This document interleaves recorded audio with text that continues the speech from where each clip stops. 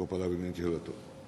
Senhor presidente, examino desde logo a relevante questão preliminar ao pedido de extradição perante a concessão do status de refugiado ao extraditando pelo senhor ministro da Justiça em data de 13 de janeiro do corrente ano.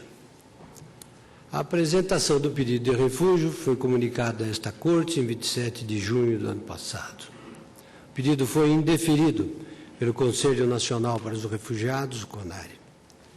Dessa decisão, o extraditando interpôs recurso ao senhor ministro da Justiça, que no provimento lhe reconheceu a condição de refugiado.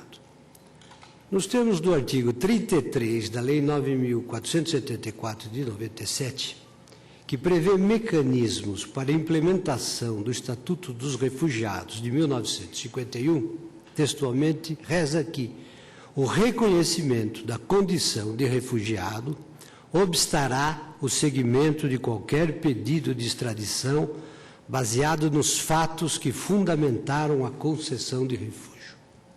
Assim, não obstante haja este plenário declarado em princípio e incidenter tantum a constitucionalidade dessa norma no julgamento da questão de ordem na extradição 1008, mas independentemente da estima do acerto ou desacerto dessa decisão, ficam por esclarecer as hipóteses, ou antes, as condições em que a outorga de refúgio extingue o processo de extradição. Embora reconhecido e até sublinhado na ocasião daquele julgamento o caráter político-administrativo da decisão concessiva de refúgio, não me parece, revendo agora os termos e o alcance da lei, à luz sistêmica da ordem jurídica, que tal afirmação deva entendida ou tomada em acepção demasiado estrita, nem tampouco que o fato de o poder ou o dever de outorga ser atribuição reservada à competência própria da União por representar o país nas relações internacionais, lhe subtraia de modo absoluto os respectivos atos administrativos ao ordinário controle jurisdicional de legalidade, ou seja, ao Judicial Review.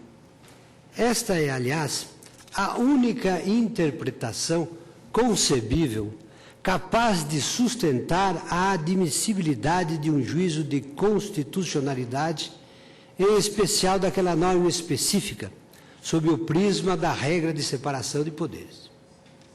Ademais, a presunção de inteireza da Lei 9.474 não dá, ao propósito, margem a outras considerações que não a do pressuposto da necessidade de rigorosa obediência aos requisitos positivos e negativos que a própria lei estabelece. A União não age aqui, nem aliures, a legibus soluta, como se pudesse agir com completo desconhecimento do ordenamento jurídico.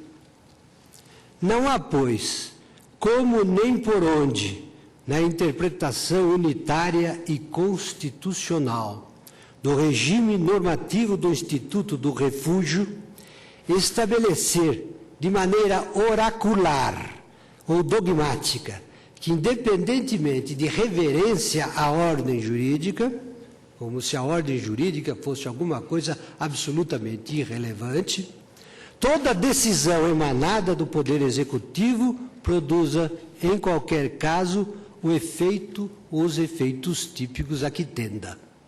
E não o há, desde logo, porque nos limites deste caso, como nítida questão prévia que se suscita, tem a legalidade do ato administrativo de ser conhecida e decidida pela Corte como tema preliminar, embora profundamente vinculada ao próprio mérito do pedido de extradição, que não pode deixar de ser julgado se se dê, eventualmente, pela invalidez e ineficácia da concessão de refúgio.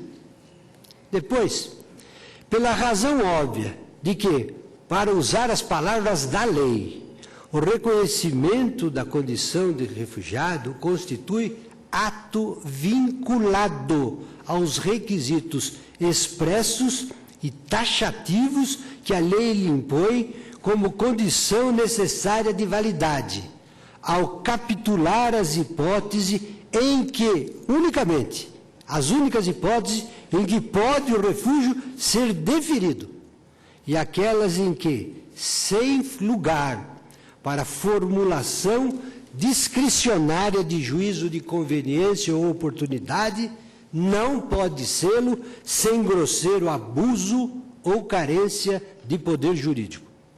Em suma, a decisão do excelentíssimo senhor ministro da Justiça não escapa ao controle jurisdicional sobre eventual observância dos requisitos de legalidade, sobretudo a aferição de correspondência entre sua motivação necessária declarada e as fatispécies normativas pertinentes, que é terreno em que ganha superior relevo a indagação de juridicidade dos motivos, até para averiguar se não terá sido usurpada na matéria de extradição competência constitucional exclusiva desta Corte.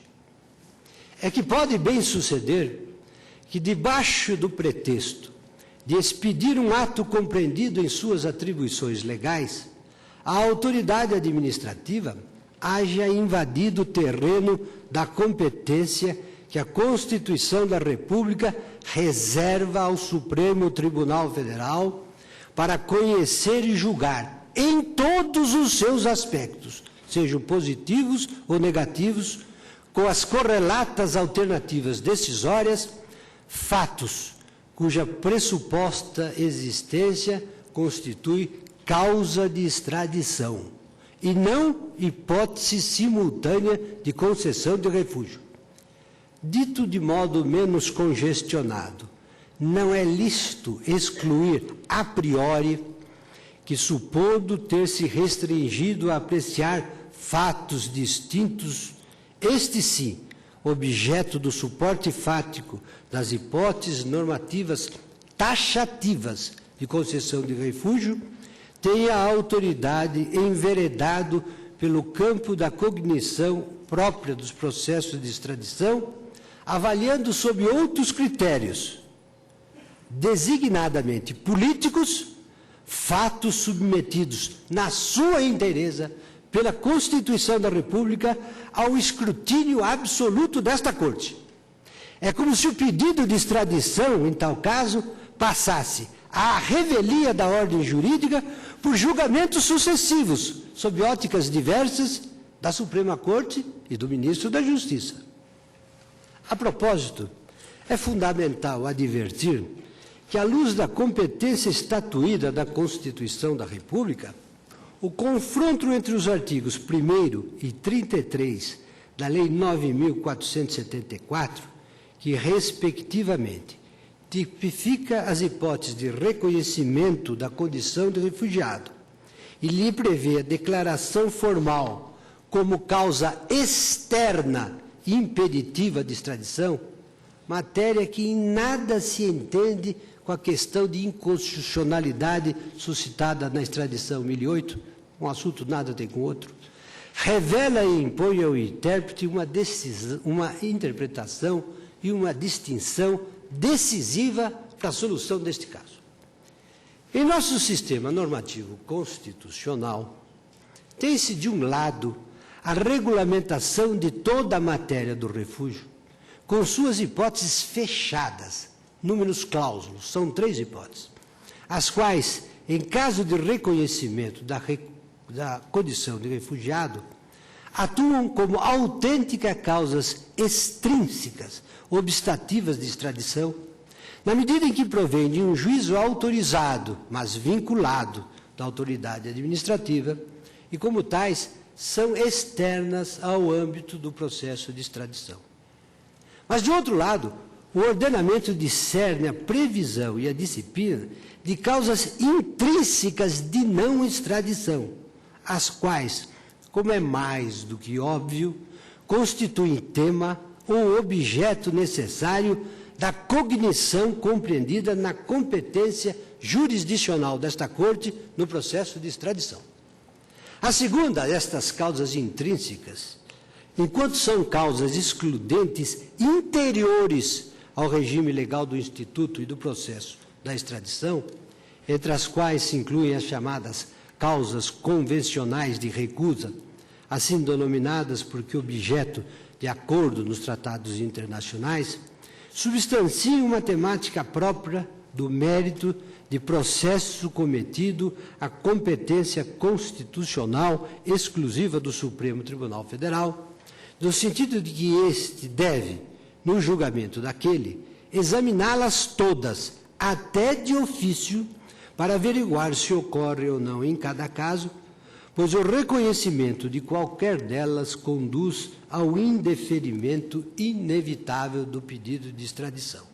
Operam, portanto, ab intra, do ponto de vista do processo jurisdicional, e para nenhum efeito são suscetíveis de consideração por parte da autoridade administrativa, que sobre ela não detém competência alguma.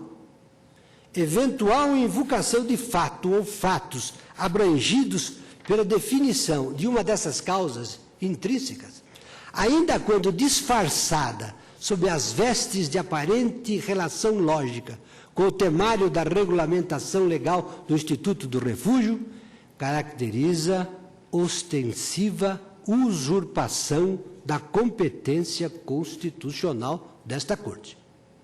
Já as primeiras, as causas extrínsecas, entregues ao juízo vinculado da autoridade administrativa nas suas instâncias competentes, essas, quando declaradas como fundamento legal típico da outorga do refúgio, embora inibam indiretamente a concessão de extradição como razão jurídica ab extra, podem representar, dentro do processo de extradição, em rigorosos termos técnicos, questão preliminar ao pedido, na precisa acepção de questão prévia que, antecedendo no plano lógico-jurídico a questão de mérito, há de ser decidida antes, porque sua solução é, dependendo do teor assumido, ela é capaz de opor ou de remover obstáculo à continuidade do processo e, pois, ao conhecimento de mérito. A respeito, faço em nota de rodapé a distinção entre questão preliminar e questões prejudiciais, nos termos da clássica distinção de José Carlos Barbosa Moreira na sua tese conhecidíssima sobre a matéria. Isso que se prende à existência e à configuração de nexo lógico-jurídico de precedência entre questões de qualquer demanda judicial é de fácil percepção no caso. Basta lembrar que se o reconhecimento oportuno e legítimo da condição de refugiado pela autoridade administrativa opera no sentido já proposto como causa exterior de indeferimento, ou rexius, de pré-exclusão de conhecimento do pedido de extradição, então não pode deixar de ser previamente conhecida e decidida quando suscitada no processo jurisdicional de competência desta Corte, a questão mesma de sua estrita legalidade, pela razão vistosa de que só ato administrativo legal, de concessão de refúgio pode produzir esse efeito jurídico específico de impedir deferimento da extradição. Reconhecimento ilegal da condição de refugiado, porque não se ateve nem se atenha, por exemplo, a nenhuma das peremptórias hipóteses normativas explícitas e vinculantes, fora das quais aparece como julgamento inconcebível o refúgio, é ato inválido e ineficaz, de modo que não se opõe e não pode se opor como causa obstativa indireta de extradição, tanto quando não se pode opor a qualquer outro fator mareado de ilegalidade. Daí vem que, pressuposta a distinção entre as causas externas e internas, deve esta Corte apreciar previamente ao mérito do pedido a questão preliminar que tenha sido levantada ou não, porque é cognoscível de ofício, sobre a legalidade do ato administrativo vinculado que outorgou o benefício do refúgio, sob fundamento de tê-lo outorgado contra a legem, em não se tendo fundado em nenhuma das suas hipóteses legais, a que não se ajustariam os fatos considerados pela decisão administrativa. E deve-o, não apenas porque é dever jurídico que a esta Corte lhe advém, no exercício do controle jurisdicional, da relação ao nexo jurídico das questões, mas também porque os fundamentos empíricos da concessão de refúgio, que são causas excludentes extrínsecas, não se confundem, no plano da lei, com os fundamentos históricos ou factuais que tipificam causas intrínsecas e impeditivas da extradição. E na espécie, essa tarefa jurisdicional prévia consiste, sobretudo, em verificar se o refúgio foi deferido com apoio em fatos diversos que, como tais, compõem as hipóteses normativas das causas impeditivas extrínsecas, ou antes, se o foi com base em indevida requalificação jurídica dos mesmos fatos discutidos a título de causas intrínsecas dentro do processo de extradição. Uma das vertentes mais expressivas dessa necessidade jurídica do caso está em investigar e decidir se o refúgio foi ou não concedido sob motivação, aberta ou disfarçada, de que os mesmos fatos tidos no processo de extradição como crimes comuns, porque foi o extraditando formalmente condenado, não seriam crimes comuns, mas políticos.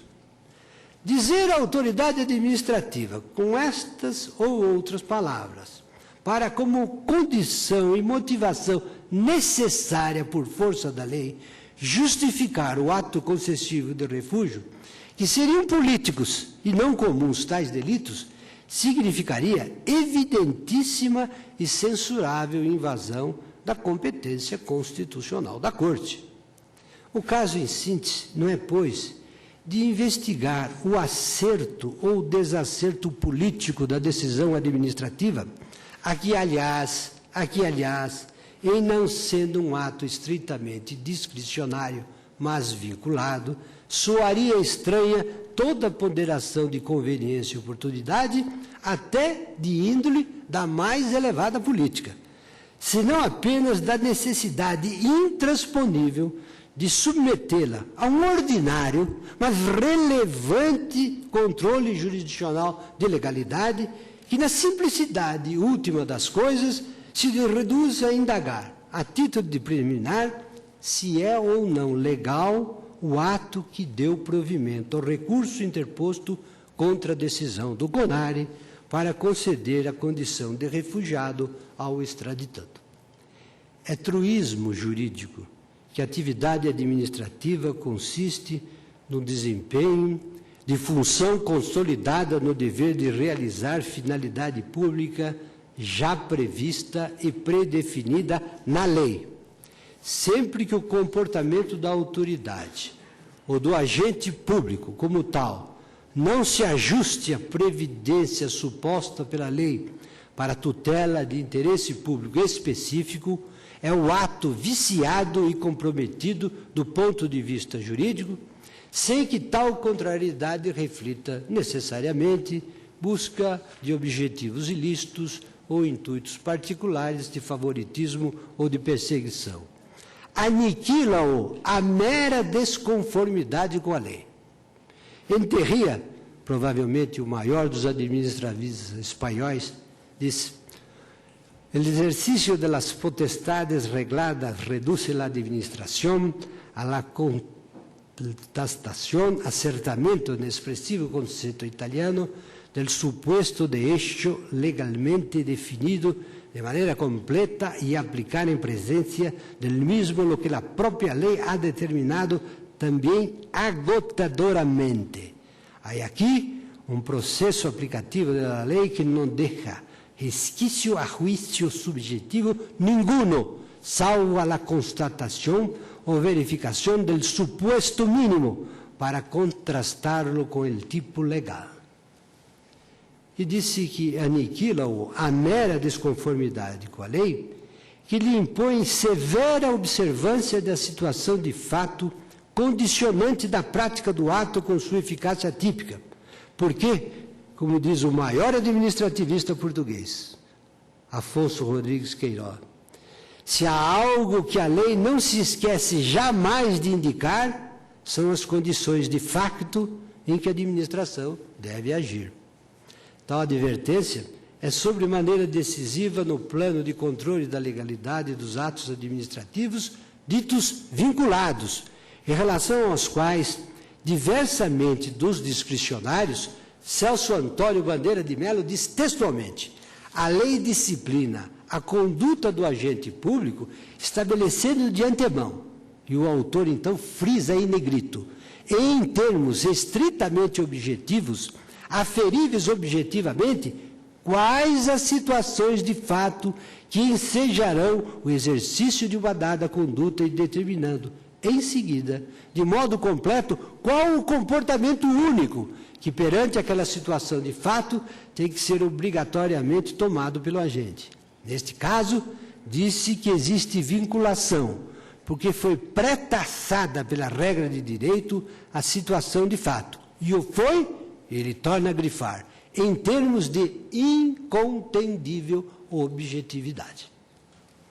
E a averiguação dessa integral correspondência necessária como condição de validez do ato administrativo vinculado entre a hipótese legal enunciada em termos de tipicidade e a realidade histórica é e sempre foi passível de controle jurisdicional sobre ambos os termos, o da interpretação da norma e a verificação da ocorrência do fato nela previsto, porque não incide sobre o chamado mérito do ato, senão apenas sobre sua legalidade, apurável diante dos motivos declarados pela própria autoridade ou pelo agente administrativo. Caio Tácito dizia: os motivos do ato administrativo não são apenas condições de oportunidade ou conveniência. O entendimento de que toda matéria de fato é estranha ao exame de legalidade já perdeu há muito, e isto é dito há muitos anos, já perdeu há muito foros de atualidade. Ao Poder Judiciário e à jurisdição administrativa é lícito examinar os fatos como meio de diagnóstico dos requisitos legais do ato administrativo. É mister não confundir a ponderação dos motivos, que é sintoma típico da discricionariedade, com a sua existência material ou a sua correlação com a lei, que são aspectos de estrita legalidade. E Caio acentuava: a distinção desmerece de importância quando se cogita de ato vinculado, ou seja, quando a lei atribui previamente a decorrência jurídica de determinadas situações. Na hipótese, a simples existência de motivo condiciona, desde logo, a obrigação de agir segundo a maneira legalmente especificada. E conclui: negar ao juiz a verificação objetiva da matéria de fato, quando influente da formação do ato administrativo, será converter o Poder Judiciário em mero endossante da autoridade administrativa, substituir o controle da legalidade por um processo de referenda estrício. A primeira turma desta Corte, no julgamento do RE 82.355, relatado pelo saudoso ministro Rodrigues de Alckmin, assentou com precisão e de maneira definitiva, nos exatos termos do voto do relator, esta tese, hoje, aliás, indiscutível nos domínios da doutrina e da jurisprudência. A inconformidade do ato com os fatos que a lei declara pressupostos dele constitui ilegalidade, do mesmo modo que o constitui a forma inadequada que o ato porventura apresente. Firmou-se naquela assentada que o papel do judiciário está em verificar se a decisão administrativa observou, no dever de aplicação das normas aos fatos considerados, todos os elementos configuradores da situação hipotética prevista pela lei e cuja realização histórica é necessária e capaz de autorizar ou impor a prática lícita do ato vinculado. Ou seja, preservando o texto e a terminologia de que em certo passo se valeu o acordo para traduzir que o juízo da adequação lógico-jurídica entre a norma e o fato é inerente ao exame da legalidade administrativo, o acordo anotou: o que se deve ter em vista é a legalidade ou não do ato incriminado. Terá ele de ser examinado pela forma com que se apresentar e pelos motivos que o determinarem, entendendo-se esta última afirmação, como se há logo de ver, no rigoroso sentido de controle da correspondência entre os fatos tidos por existentes ou provados e os ingredientes factuais da norma que lhes foi aplicada. Em outras palavras, é mistério apurar se deu o fenômeno jurídico da incidência da norma invocada sobre o evento ou eventos históricos que a autoridade ou agente administrativo reputou verdadeiros à luz da prova, caso em que o ato seria legal ou antes, se era imprópria a norma, porque inaplicável a hipótese, ou inverossímeis os fatos, quando nada lhes atestava a ocorrência, casos em que se caracteriza ilegalidade típica que o judiciário tem de proclamar com todas as consequências. Vejamos os termos substanciais desse acordo. Alega-se que o Poder Judiciário não podia examinar o mérito do ato administrativo sem ofensa ao princípio de separação de poderes e sem dissenso de arestos que assim o entende. Mas quanto à linha D, em nada obedece o recurso ao disposto do artigo 305 do Regimento. Não se aponta identidade, semelhança com o caso confrontado. Ora, em não se tratando de ato administrativo discricionário, mas de ato vinculado, o caso era de expulsão. A expulsão pressupõe a existência de fato que a legitime. E examinar se ocorreu o pressuposto de fato que autoriza a prática do ato é examinar a legalidade dele, não examinar a conveniência e oportunidade com que foi praticado. No RE 75421, foi acolhido o entendimento que assim manifestei ao julgar o recurso extraordinário. Pretende o recorrente opor que o judiciário é vedado de examinar o mérito do ato administrativo. Creio que há equívoco terminológico merecedor de esclarecimento prévio. Por força, possivelmente, de conceitos de direito processual ao conceito de mérito do ato administrativo, se tenta estender o méritum causa relativo à apreciação da lide por meio de sentença definitiva. E a extensão é inexata.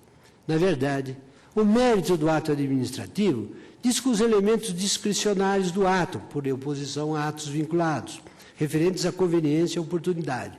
Daí, apesar das restrições de Cretela Júnior, a procedência da afirmativa de que o ato vinculado é ato submetido a critérios de legalidade e neles não há mérito excluído da apreciação do judiciário. Para não alongar-me demasiadamente, invoco o douto comentário de Vitor Nunes de Leal, na RDA 111/81. A legalidade do ato administrativo compreende não só a competência para a prática do ato e suas formalidades extrínsecas, como também os seus requisitos substanciais, os seus motivos, os seus pressupostos de direito e de fato, desde que tais elementos estejam definidos em lei como vinculadores do ato administrativo. Tanto é ilegal o ato que emane de autoridade incompetente, o que não é visto a forma determinada em lei, como que se baseie num dado fato que, por lei, daria lugar a ato diverso do que foi praticado. A inconformidade do ato com os fatos que a lei declara pressupostos dele constitui ilegalidade, do mesmo modo que constitui a forma inadequada que o ato porventura apresente. É de se abre a fagundes o seguinte ensinamento, são todos termos do acordo do Supremo, que já tivemos oportunidade de citar em outro trabalho, e que foi ministrado precisamente sobre o tema que ora nos ocupa. Uma vez conhecido o ato administrativo de exoneração e sobre ele provocado o pronunciamento dos tribunais, Entram estes no exame do inquérito, fundamento do ato, tanto para constatar se se fez como manda a lei, como para aferir a conformidade do ato com que se apurou no processo. A primeira questão é manifestamente de legalidade e a segunda poderá parecer de mérito, mas não o é. O judiciário se limita a verificar se o processo administrativo apurou um dos motivos dados pela lei como capazes de justificar a exoneração de funcionário. Não indaga se o motivo é razoável ou não, mas se a lei o especifica. Não inquire se o ato foi vantajoso aos interesses do serviço público, mas se o processo que lhe serviu de esteio apurou uma causa legal capaz de autorizar a demissão. Voltando vencido em um dos casos dessa espécie, julgado em 1938, o ministro Laudo de Camargo deixou bem claro que a apuração dos motivos faz parte do exame da legalidade. A lei, dizia esse grande ministro paulista, quando exige a feitura prévia de um processo administrativo para autorizar a demissão, por certo exigiu igualmente que as provas dele resultantes fossem contra o funcionário. Na apreciação, o que se deve ter em vista é a legalidade ou não do ato incriminado. Terá ele de ser examinado pela forma com que se apresentar e pelos motivos que o determinarem. Francisco Campos, em conhecido parecer, citando Jesse e Ranelletti, ensina que é imprescindível a validade, quer dizer, a legalidade do ato administrativo, a adequação do motivo real ocorrido com o motivo que a lei exige para a prática do ato. Não se tem, como se vê, fundamento sólido a afirmação de que do exame de legalidade está excluída a apreciação de provas e fatos. A conclusão de Quintela Júnior é a mesma. Ao Poder Judiciário é facultado o exame do mérito do processo administrativo, investigando se houve o fato, fiscalizando as provas através de reexame, indo aos motivos, observando se houve aplicação falsa, viciosa ou errônea da lei ou do regulamento. Tudo isso é exame da legalidade, porque o mérito do ato administrativo continua a ser campo privativo da administração. Ou como disse em voto o eminente ministro Orosímio Nonato, o poder administrativo não exerce função judicante e não pode, pois, ainda que baseado em provas formalmente perfeitas, decretar em última análise, em última ratio, que teve razão o Estado ou o funcionário. Essa competência será atribuída ao Judiciário, uma vez que pode o funcionário demitido por inquérito trazer o caso ao Poder Judiciário. Este ponto é pacífico e tranquilo, não oferece qualquer contestação, e se o Poder Judiciário pode e deve, para julgar, pesar as provas e rastreá-la, sopesá-la, terá que verificar se a motivação do ato administrativo é justa ou injusta. Tenho, assim, como absoluta legitimidade o exame pelo Poder Judiciário da prova dos fatos imputados. O exame de legalidade não se confunde com a aplicação das normas, etc., e não provada divergência inexistente, não foi conhecido o recurso. Uma década depois, e aqui me parece fundamental, o plenário da Corte reafirmou, por unanimidade, que o princípio, já agora em termos a fortiori ainda mais convincentes e de todo aplicáveis a este caso, porque se tratava de examinar a alegada de certo ato administrativo de expulsão, este sim, sem dúvida, discricionário, mas cassado pelo Supremo Tribunal Federal, porque oriundo de um procedimento administrativo ilegal e inválido. Extraio do voto do relator ministro de Jaci Falcão, que concedeu a ordem. Como é sabido, em nosso ordenamento jurídico, o controle jurisdicional não pode alcançar a conveniência e oportunidade do ato de expulsão, pois se tratar de juízo reservado exclusivamente ao presidente da República. O ato de expulsão é discricionário, não cabendo ao judiciário revê-lo no que tange ao juízo de valor quanto à sua conveniência e oportunidade. Artigo 66 da Lei 6.815. Contudo, o controle judicial da expulsão abrange os aspectos de constitucionalidade e legalidade do ato. Assim, o poder discricionário, observe Vossa Excelência, o plenário estava decidindo sobre ato discricionário, ao contrário do que se trata aqui, que o ato é vinculado. Dizia, assim, o poder discricionário conferido ao Poder Executivo para a prática do ato administrativo da expulsão subordina-se às limitações traçadas na lei específica, no que toca à competência, a forma e a finalidade, conforme tive oportunidade de realçar na qualidade de relator do habeas corpus. E o ato de expulsão foi cassado porque não se conformava com as exigências da lei. Por excesso de escrúpulo, eu recordo que o sistema de controle dos atos administrativos adotados pela legislação brasileira, denominado Sistema de Jurisdição Comum ou Única, em oposição à legislação francesa, cujo regime é o da jurisdição especial ou dúplice, se afeiçoa sob medida ao princípio da separação de poderes. Notava o Seabra Fagundes. Parece-nos melhor esse sistema. Alega-se com razão que, confiada a função jurisdicional exclusivamente ao Poder Judiciário, ainda quando se haja de exercer a propósito de ato do Poder Administrativo, atende-se melhor ao princípio da separação dos poderes e especialização de funções, porque aquele se deixa exercer a sua atividade sempre e até quando se trate da sua função peculiar, isto é, procura-se concentrar num órgão único a jurisdição, dado principalmente o seu feitio de função essencialmente jurídica, em contraste com as demais em que prevalece o caráter político. Tal sistema, além disso, dá margem a um regime de melhor equilíbrio entre os poderes, estabelecendo a reciprocidade de controle.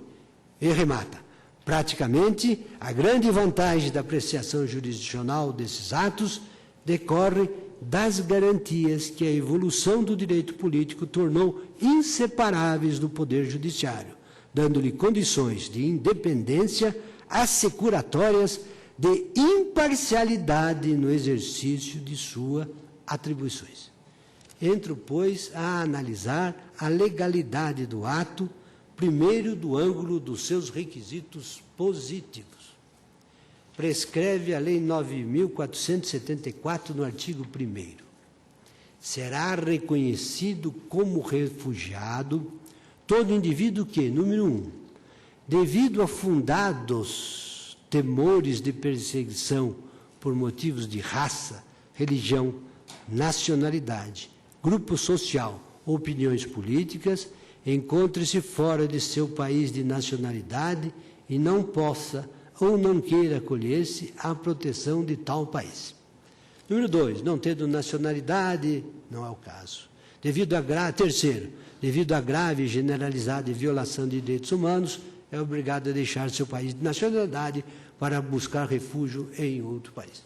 Evidentemente, Vossa Excelência já estão percebendo que as duas últimas hipóteses do incisos 2 e 3 não têm nenhuma aplicação ao caso. Aliás, o ato do ministro da Justiça foi baseado exatamente na hipótese do inciso 1. A condição de refúgio foi expressamente reconhecida, no caso, pela autoridade administrativa, com base nesse inciso 1.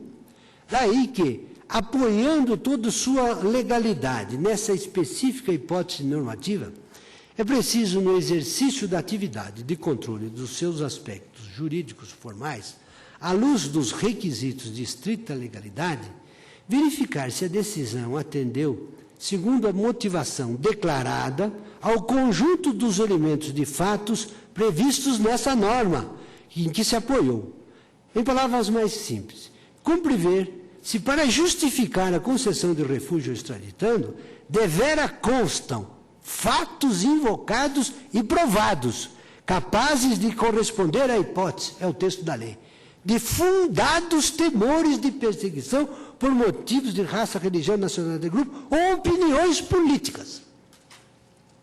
E mais, atendo-se ao âmbito objetivo dessa previsão legal, é preciso investigar se há receio, não apenas fundado, como exige a lei, enquanto deve encontrar suporte em fatos provados com idoneidade para gerar temores racionais.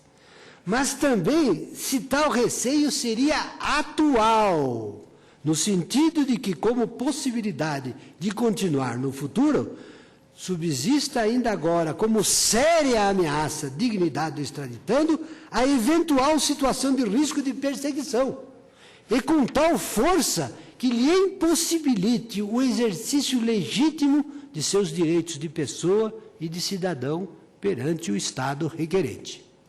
E não é tudo, pois insta, sobretudo, por a limpo, se o pretenso temor, ainda quando fundado e atual que seja, não estaria relacionado menos com o risco de perseguição política, enquanto ingrediente necessário da hipótese dessa especial causa extrínseca obstativa de extradição, do que com procedimentos judiciais em que, por razões políticas, o Estado requerente não consegue proteger os direitos básicos de um julgamento imparcial e justo. Confiram-se a respeito as exigências formuladas no plano internacional e, em particular, na doutrina e nos tribunais europeus. Vou ler, com perdão de vossas excelências, a minha modesta tradução. Fundado temor é composto por uma parte subjetiva e uma subjetiva. O elemento subjetivo do temor é autoevidente, mas o elemento objetivo exige convincentes provas objetivas, não apenas da existência racional anterior de tal medo, mas sua continuidade e a probabilidade da sua continuação no futuro. Além disso, o medo deve ser o resultado da adesão a um ou mais dos grupos que são alvos de perseguição atual. Não é suficiente que exista perseguição quando esta pareça ser a regra no país de origem, como normalmente ocorre em casos de guerra civil ou de instabilidade política.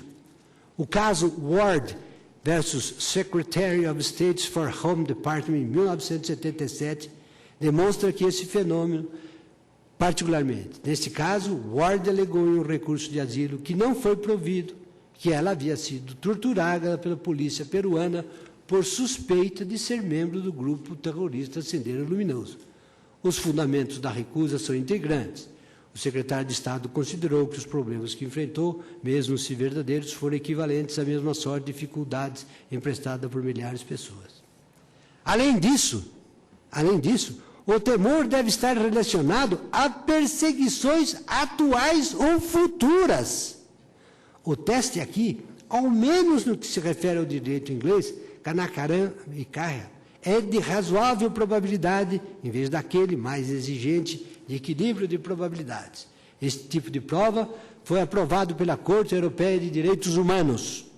Se houver uma mudança de regime favorável ao requerente, o asilo será muito provavelmente indeferido, pela razão óbvia de que não persistirá nenhum risco de perseguição atual. A decisão da Câmara dos Lordes, no caso Adam versus Secretary of State, é um bom exemplo disso. Aqui o requerente havia fugido da Somália em junho de 88, quando o temor de perseguição era fundado.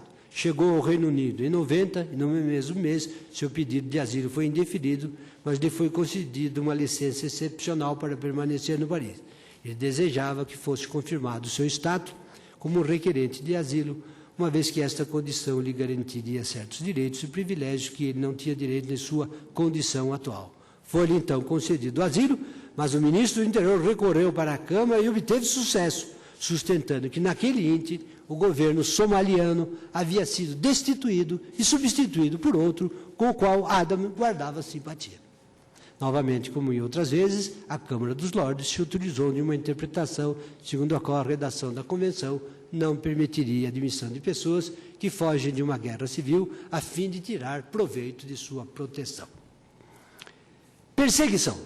É ainda o mesmo texto. A parte seguinte é: em que consiste a perseguição? Pode uma perseguição judicial ser tão severa a ponto de constituir perseguição? Parece que sim, especialmente se a perseguição é baseada em razões políticas que tornariam improvável um julgamento imparcial. O pronunciamento original de Nolan J., no caso R vs. IAT, ainda tem importância. Ele adotou a definição comum contida em um dicionário: perseguir com perversidade ou ação injuriosa com o fim específico de oprimir pessoa que tenha pensamentos ou crenças heréticos. A fim de caracterizar perseguição na acepção do artigo 1A, Os atos devem constituir, por sua natureza ou repetição, um ataque de considerável gravidade que tornaria impossível levar uma vida normal num país de origem. Normalidade de vida deve ser entendida tendo em vista as condições prevalecentes no país.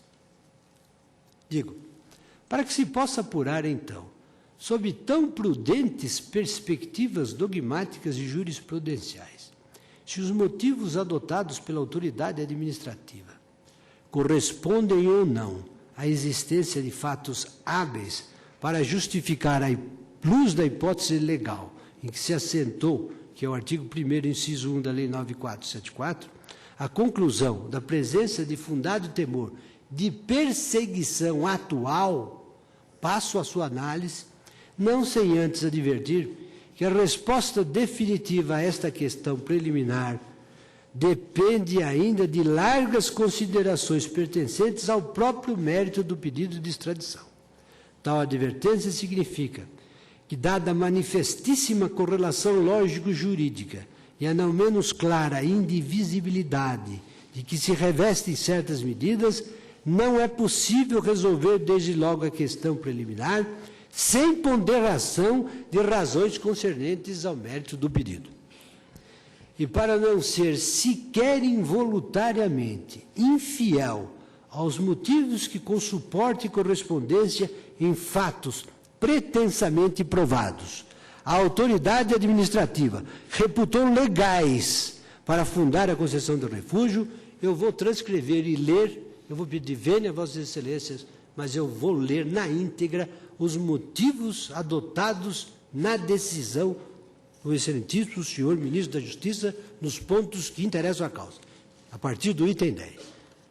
Há que se definir, diz o senhor ministro, excelentíssimo senhor ministro da Justiça, há que se definir os elementos subjetivos e objetivos do temor, a que aliou do artigo 1º da Lei 9474, o primeiro relativo ao foro íntimo no recorrente e o segundo relacionado com razões concretas que justificam o seu temor. Para que sejam verificados esses elementos, é necessário, em primeiro lugar, tomar como referência o contexto de turbulência política à época do suposto delito em que o recorrente teria incorrido. A repressão legítima pelo Estado italiano à militância de esquerda, que pretendeu pelas armas derrubar o regime durante os chamados anos de chumbo das décadas de 1970 e 1980. Anos de chumbo é a tradução italiana de um filme alemão que narrava a história de dois perseguidos pelo governo alemão pertencente ao Wehrmacht. E essa tradução acabou qualificando esse período da Itália, de 1970 a 1980, traduz-se por fatos públicos e notórios sobre os quais não existe qualquer contencioso. É de acentuada convulcação social o momento histórico no qual o recorrente foi condenado pela justiça italiana como autor e coautor de homicídios ocorridos entre 78 e 79. Durante esse período, a sociedade italiana e o Estado de Direito na Itália foram assediados por um conjunto de movimentos políticos, ações armadas e mobilizações sociais que pretendiam, algum deles, a instalação de um novo regime político-social.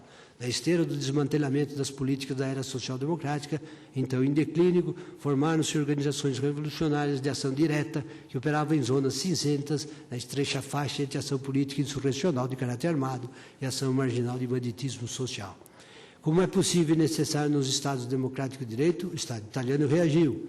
E o fez não só aplicando normas jurídicas em vigor à época, mas também criando exceções por meio de leis de defesa do Estado, que reduziram as prerrogativas de defesa dos acusados de subversões ou ações violentas, inclusive com a instituição da delação premiada, da qual se serviu o principal denunciante do recorrente. Nos momentos de extrema tensão social e política, é comum e previsível que passe a funcionar no mesmo Estado de Direito aparatos ilegais e paralelos do Estado, comandados por pessoas que se erigem à condição de justiceiros de fatos, como se representasse o bem público, que por vezes configura uma forte crise de legalidade.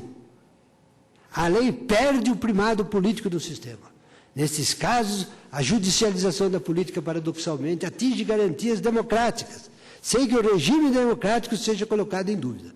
Norberto Bobbio reportou-se a essa situação num texto clássico. Chama de criptogoverno, conjunto de ações realizadas, etc. O primeiro episódio deste gênero, eu vou fazer referência a esse fato especificamente. O primeiro episódio deste gênero na recente história da Itália foi inegavelmente o massacre da Praça Fontana. Não obstante o longo processo judiciário em várias fases e em várias direções, o mistério não foi revelado, a verdade não foi descoberta, as trevas não foram dissipadas. Apesar disso, não nos encontramos na esfera do inconhecível, embora não saibamos quem foi. Sabemos que alguém com certeza foi. Não faço conjecturas, não avanço nenhuma hipótese. Esse é o texto de Bobbio. Situações de emergência como a italiana, no caso a luta como fúria assassina que redundou no assassinato de Aldo Moro, motivam uma preocupação candente com o funcionamento dos aparatos repressivos. É fundamental, porém, que jamais se aceita a derrogação dos fundamentos jurídicos que socorrem os direitos humanos. No caso italiano, as possibilidades para que os abusos ocorressem estavam dadas pelo próprio ordenamento jurídico formado nos anos de chumbo. A magistratura italiana, ainda é o texto do sentido sobre o ministro da Justiça, a magistratura italiana foi então dotada de todo um arsenal de poderes de polícia e de leis de exceção.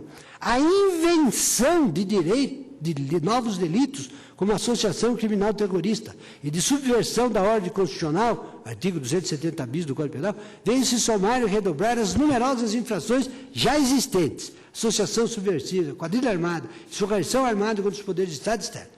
Ora, esta dilatação da qualificação penal dos fatos garantia toda uma estratégia de arrastão judiciário a permitir o encarceramento com base em simples hipóteses, e isto para detenções preventivas permitidas pelo artigo 10 do decreto de 15 de setembro de 1979, por uma duração de máxima de 10 anos e 8 meses.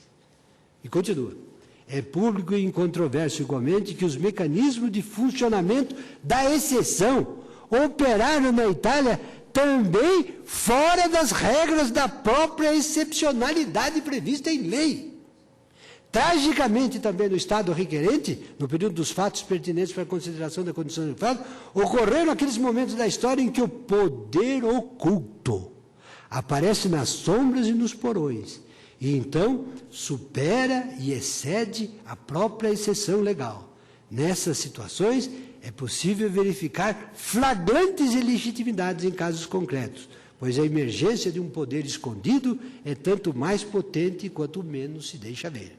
Isto é professado em nome da preservação do Estado contra os insurgentes, que não é menos ilegítimo do que as velhas ações sanguinárias dos insurgentes contra a ordem. Também me vale da lição de Bobbio, e aqui transcreve uma afirmação de Bobbio. Determinadas medidas de exceção, adotadas pela Itália nos anos de chumbo, por sinal, ressoam ainda hoje nas organizações internacionais que lidam com os direitos humanos. A condenação a determinados procedimentos e penas motivou, de um lado, relatórios da Anistia Internacional e do Comitê Europeu para a Prevenção da Tortura e das Penas e Tratamentos Desumanos ou Degradantes, e, de outro, a concessão de asilo a ativistas italianos em diversos países, inclusive não europeu. Outros evadidos da Itália por motivos políticos vinculados à situação do país na década de 70 e início de 80, mesmo no perigo de fuga do recorrente, não foram extraditados para o país pelo Supremo Tribunal Federal. Diz, o recorrente sentiu diretamente os efeitos da legislação de exceção italiana. O recorrente teria sentido os efeitos da legislação de exceção. As acusações sobrepostas a que respondeu foram possibilitadas pelos procedimentos e tipos penais singulares desenvolvidos pelo Estado requerente, que em grande parte aplicáveis por força do envolvimento do recorrente com o grupo reconhecido como Pacto, proletários armados contra o comunismo. Após fugir da Itália em 81, o recorrente foi condenado pela Justiça do país como coautor e coautor de homicídios ocorridos entre junho de 78 e abril de 79. Vislumbra o recorrente, no caso, falta de oportunidade para que se desenvolvesse sua ampla defesa. Nesse sentido, é de notar-se que as acusações não buscam e tenham provas periciais. Fundamentando-se principalmente uma testemunha de acusação implicada pelos próprios acusados, qual seja o delator premiado Pietro Muti.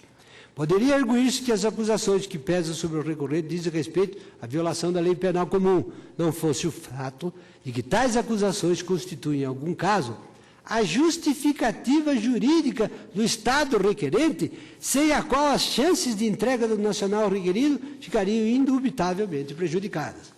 É sintomático nesse sentido que as decisões condenatórias, ao arrolar os tipos penais que o recorrente teria praticado, apontam ser todas integrantes de um só projeto criminoso, instigado publicamente para a prática dos crimes de associação subversiva, constituído em quadrilha armada, de insurreição armada contra os poderes do Estado, de guerra civil e, de qualquer maneira, por terem feito propaganda no território nacional para a subversão violenta do sistema econômico e social do próprio país.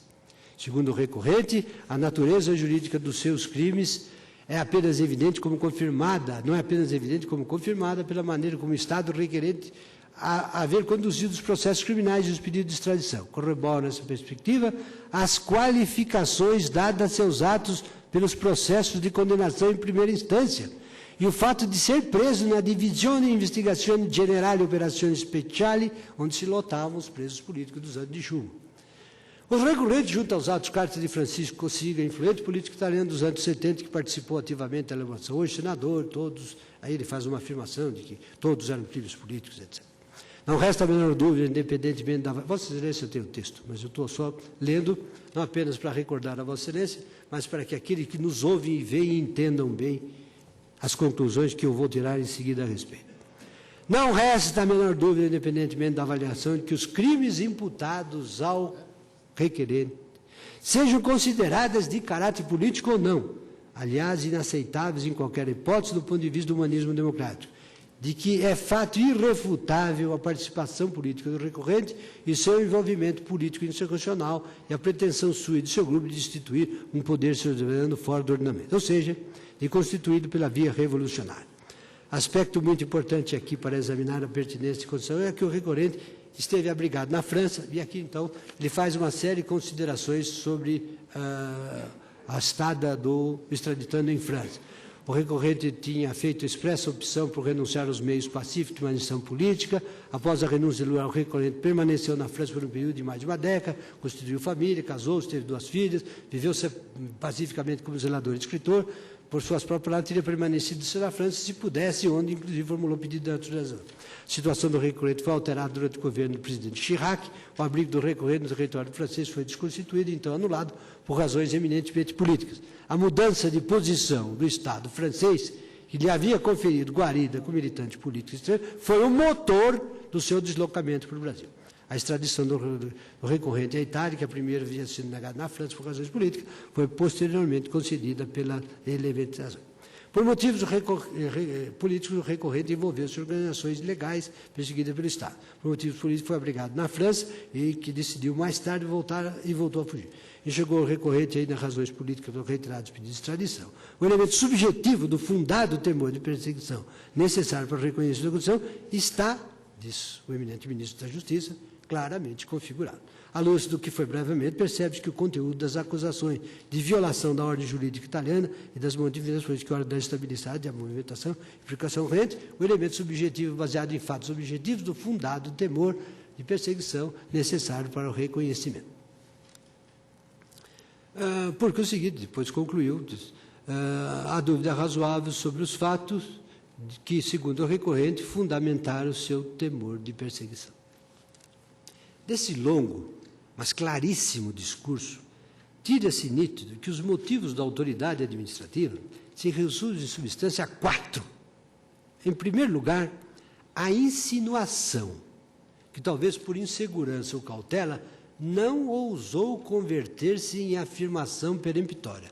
A insinuação de que, no período dos fatos, o Estado italiano, para reagir ao quadro de acentuada convulsão social, reprimindo-lhe os movimentos políticos de ação armada, se valeu não apenas das normas jurídicas então em vigor, mas também de leis de exceção, que reduziram as prerrogativas de defesa dos acusados de subversão e de ações violentas, bem como lhes impossibilitaram, sobretudo ao extraditando, um julgamento justo, de acordo com as garantias do devido processo legal.